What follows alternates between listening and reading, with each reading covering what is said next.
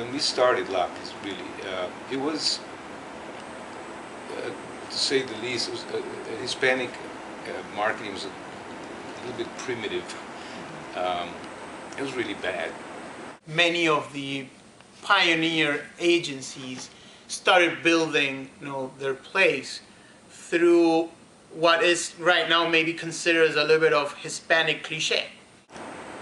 There were two currents. Some people who believe that it was just a question of language. So, it's take any campaign, translate it into Spanish, and you have a Hispanic campaign.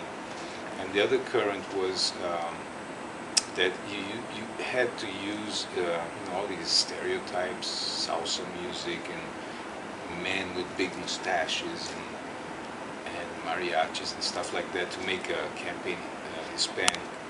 We have now realized that we're talking to ourselves. I mean, we don't have to look or to talk down to anybody, and I think that used to happen a lot before. We try to be as relevant as possible, but we are Hispanic relevant, not Hispanic exclusive. If you look at our advertising, it doesn't look like Hispanic advertising, but it's advertising that Hispanics can relate to on a deeper level, because they really feel that it's made by people like them, or that it's talking to them on the same level.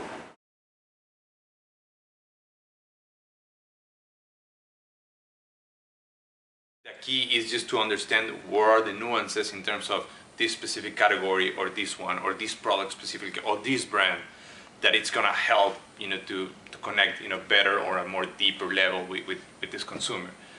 Because sometimes it's just a matter of the kind of humor that you're using in a piece of advertising that makes you click or not.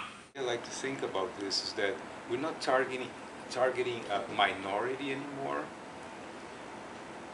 We are trying to understand the way this country is made now. This country has changed a lot. And right now, having projections that 1/3 of the population in the next 30 years is going to be Hispanic, from a Hispanic descent, I think that it's pretty much a reality check.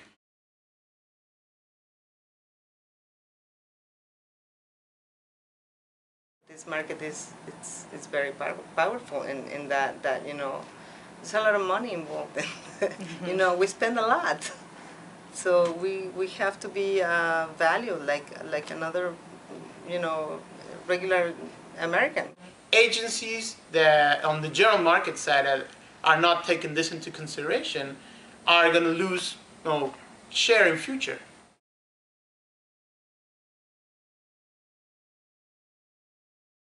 Humankind makes a lot of sense when you think, this context I'm talking about, where you're not just pushing something, through an ad on TV. You're doing a lot more than that. You're connecting with people through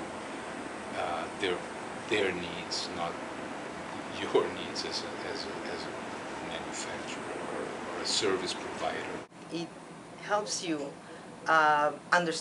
really understanding what people want. Has been the key to establish a better relationship with the clients.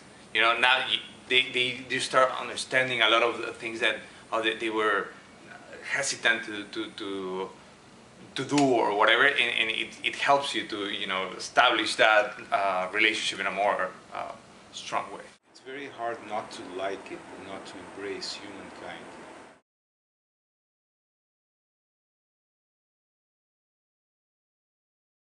I think the story of how we got to Mala Suerte can start even a couple of steps back, trying to understand how the general market brand purpose for Allstate applied for Hispanics.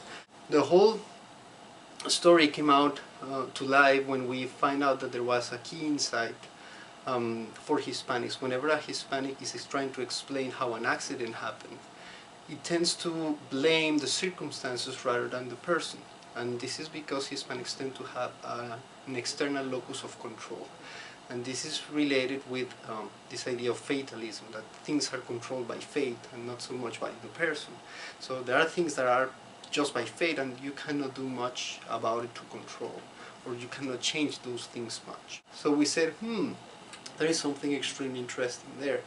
What if instead of impersonating chaos, which is what mayhem does, we impersonate the set of circumstances that creates an accident? Hispanics tend to refer to this belief that things happen for reasons outside of the person as either destiny, either God's willing, or bad luck. And then is where we say, well, what if we impersonate bad luck instead of chaos?